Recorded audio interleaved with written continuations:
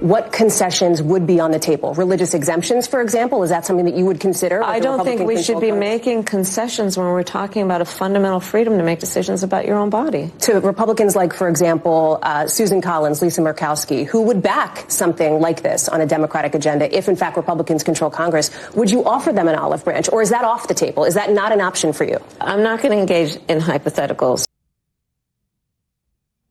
No religious exemptions, you see? You're a Catholic doctor, Christian nurse. Sorry, too bad, so sad. Kill it. These people, you think we're not against evil? They tell you all the time we are. Joining me now, Abby Johnson, former Planned Parenthood director turned probably the best pro-life advocate in the country. Abby, these people, they've made an entire election about killing babies. I've honestly never seen anything like it. I've known, abortion's the Democrat position. I got all that, but they've based an entire election off it. They think this issue is popular enough nationally, they can win the presidency on it. Yeah, I mean, you're absolutely right. And unfortunately, it has become so popular that the GOP felt like they needed to become really tolerant of abortion instead of being no compromise pro-lifers, which is essentially what the GOP has been for decades. And so they felt like they had to moderate on abortion, which shows how much pressure the Democratic Party has put on our country to normalize and accept abortion.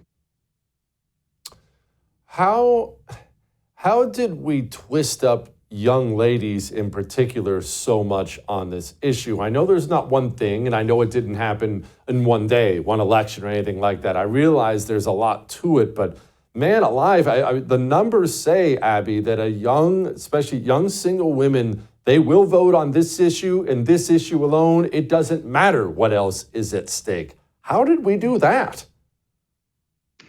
Yeah, it's a good question, Jesse. I think one thing is that we have, or the Democratic Party has told women a bunch of lies. So they have told women that their rights are at stake. They have told women that their bodily autonomy is at stake. And they have told them probably the biggest lie of all, that if abortion is not accessible to them, that they will die. And they've used these examples of women who have died from abortion, like Amber Thurman in Georgia. And they have said to these women, if you don't have abortion, you will die like Amber Thurman. And they blame pro-life laws for women like Amber Thurman. They blame pro-life laws for her death, instead of looking at the reality and saying, if Amber Thurman would have never had an abortion, she would be alive today. And so they're just lying to women. And they are, instead of saying pro-life laws are here to protect you and your child, they're saying pro-life laws are here to kill you. Instead of looking at the reality and saying abortion is actually something that could kill you. How could anyone be dumb enough to believe that? Well, I mean, the real answer is that the enemy, our enemy, which is not really Kamala Harris. I mean, the enemy is Satan. The enemy is sin.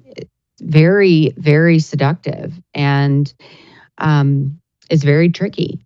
And if you say something enough times, people will believe it. And the Democratic Party and the secular media has said it so many times that people believe it.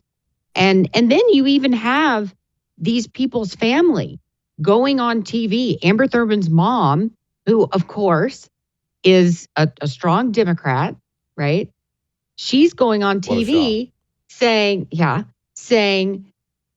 the pro-life laws are what killed my child, because she's looking for someone to blame, instead of saying, the problem was that my daughter went to an abortion facility, took pills to kill my grandchild, and that's what ended up taking her life.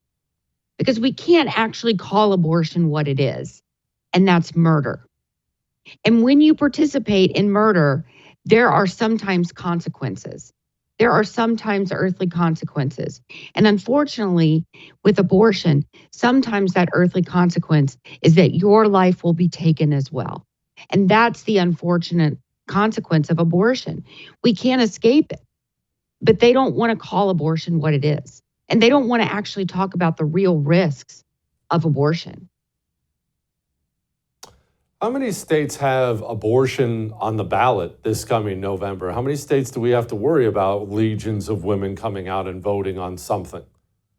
Yeah, there's about a dozen right now where we're looking at constitutional amendments where this, whatever ballot initiative it is, whatever they're calling it, referendums, could actually change the state's constitution, which in a sense would wipe out any current pro-life legislation in that state.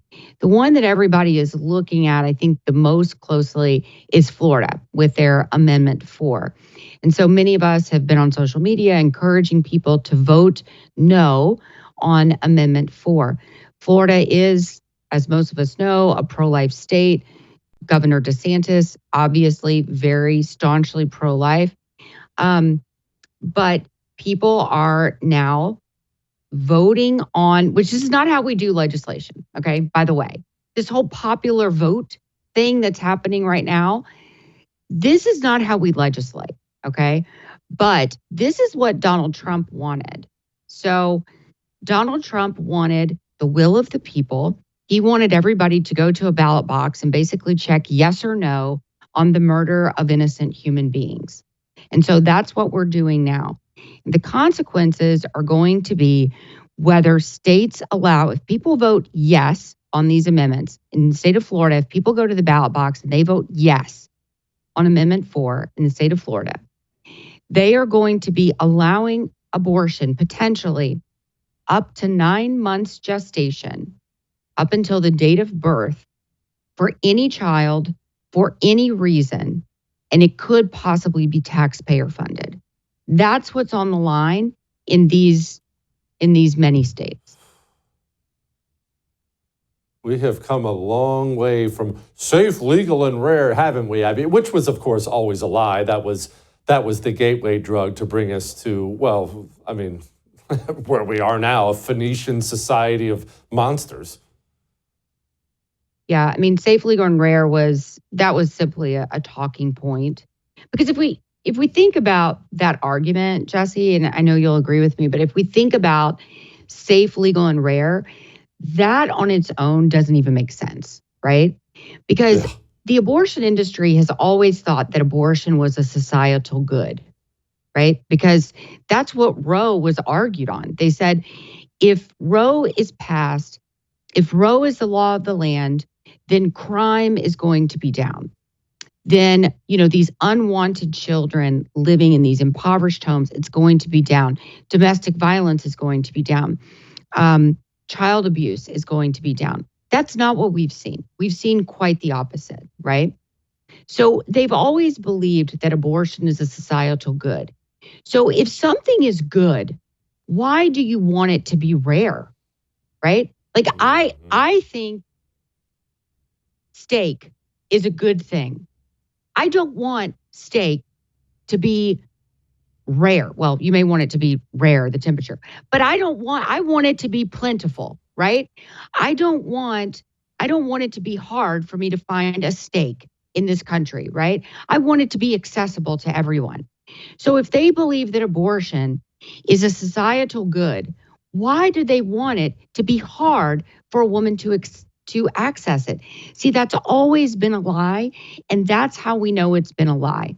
Because their goal at the end of the day has been for abortion to be accessible to everyone. And that's what they've been trying to do. That's why we see some states like California, where you don't even have to be a doctor to commit abortions anymore. A nurse can commit an abortion in the state of Florida, and in the state of California. And it's like that for many other states. And that's their goal. It does not have to be safe. It does not have to be legal. And they certainly do not want it to be rare. They just want access. And if that means the woman dies, they're fine with that. As long as she was able to kill her child, that's the only thing that matters. What a place we're at. Abby, you are the best. Thank you. Come back soon. I would thank you for coming to my YouTube channel, but I know how brilliant it is, and I know you love it here. So subscribe and watch. We're going to start really ramping things up and putting some funny stuff, some interesting stuff out there, some collaborations. Either way, my YouTube channel is officially the place to be. So stick around.